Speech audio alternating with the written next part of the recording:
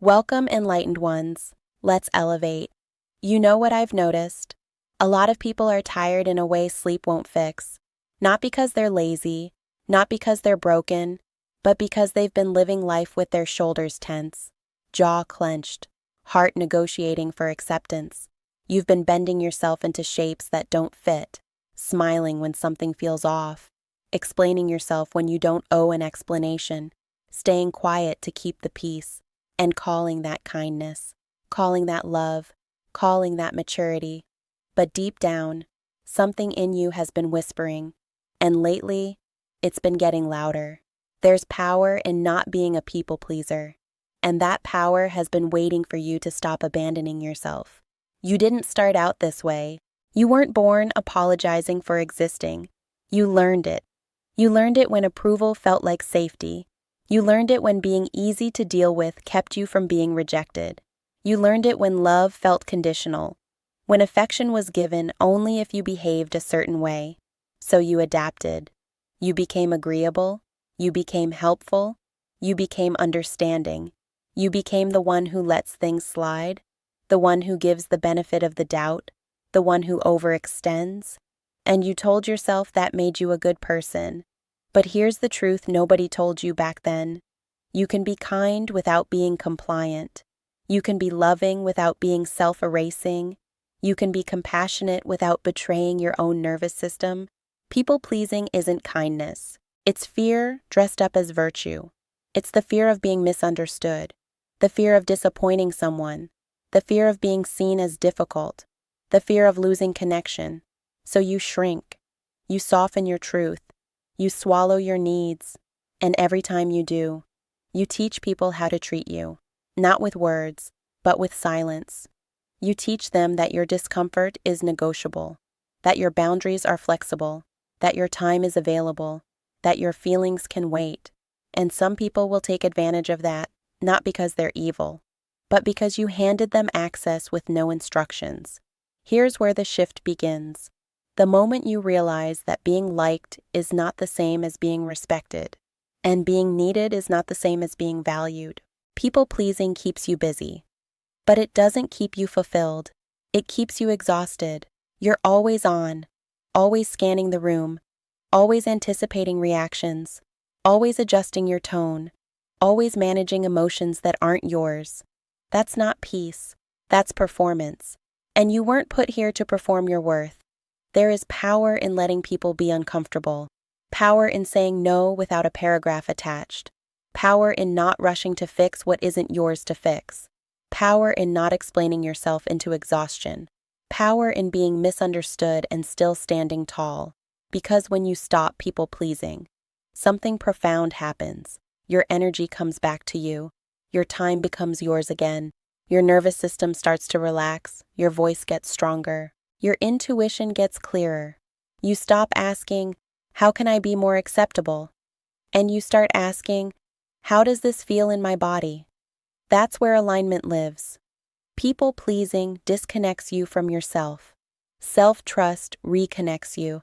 And self-trust doesn't scream, it doesn't argue, it doesn't beg, it simply moves in integrity.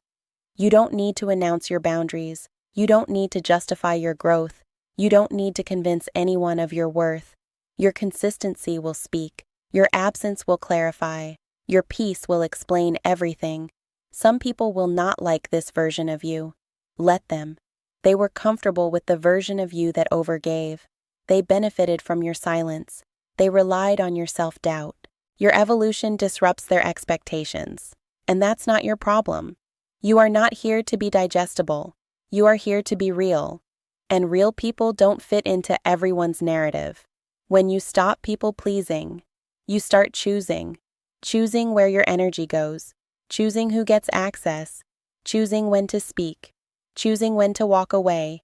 And walking away doesn't mean you're heartless. It means you're listening to your inner wisdom. It means you've learned that not every situation deserves your emotional labor, that not every person deserves your vulnerability, that not every invitation deserves a yes. People-pleasing taught you to override your instincts. Power teaches you to honor them. You don't need to be harsh to be powerful. You don't need to be cold to be boundaried. You don't need to be loud to be firm. You just need to be clear. Clear with yourself first. Because when you're clear, your words don't wobble, your decisions don't shake, your presence doesn't ask for permission. You start showing up as you are, not as who you think will be accepted. And here's the part nobody warns you about. When you stop people-pleasing, you might feel lonely at first, because the relationships built on overgiving will fall away. The dynamics that depended on your compliance will crack, and that can hurt. But what's on the other side is real connection. Connection that doesn't require self-sacrifice. Connection that doesn't punish honesty. Connection that doesn't disappear when you say no. You don't lose people when you stop people-pleasing. You lose illusions. You lose roles. You lose the version of you that survived by shrinking. And what you gain is yourself. Whole. Grounded. Unapologetic.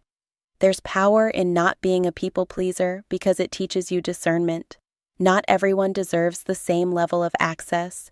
Not everyone gets your softness. Not everyone gets your time. Not everyone gets your explanation. That's not arrogance. That's wisdom. You are allowed to change your mind. You are allowed to outgrow spaces. You are allowed to protect your peace without defending it. You are allowed to disappoint others in order to not disappoint yourself. And the more you practice this, the easier it gets. You stop rehearsing conversations in your head. You stop overthinking every interaction. You stop carrying emotional weight that isn't yours. You start feeling lighter, clearer, more present. You stop living from obligation and start living from intention. People-pleasing keeps you reactive. Power makes you responsive. Reactive energy is frantic, it's rushed, it's fear-driven. Responsive energy is calm, it's grounded, it's intentional, and people can feel the difference. They treat you differently when you treat yourself differently. Not because you demanded it, but because you embodied it. You don't need to announce your self-worth. You live it. And those who are meant to walk with you at this level will rise to meet you. Those who aren't will fade. That's not loss. That's alignment. There's power in choosing yourself quietly, in not making a scene, in not proving a point, in simply stepping back, redirecting, reclaiming. You don't owe the world access to your exhaustion.